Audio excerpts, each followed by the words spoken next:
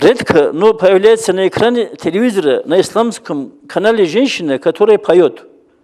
Если ученые не дадут оценку, не скажут своего слова, то эта тенденция может увеличиваться.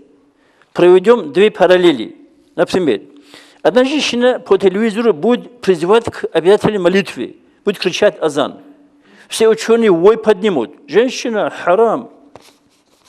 Вторая женщина будет, например, петь какой-нибудь нашид, который не только обязательным, но даже суннатом не является. Все ученые воспримут это доброжелательно, как это до сих пор делается. И все знают хадис пророка, саллаллаху лакал ула аляка санияту. Тебе дозволено смотреть на чужую женщину одним первым взглядом, а второй твой взгляд на нее напишется на тебя грехом. Голос певицы также является ее авратом. И то, что она пение, и то, что ее пение является запрещенным, мы изложили выше подробно.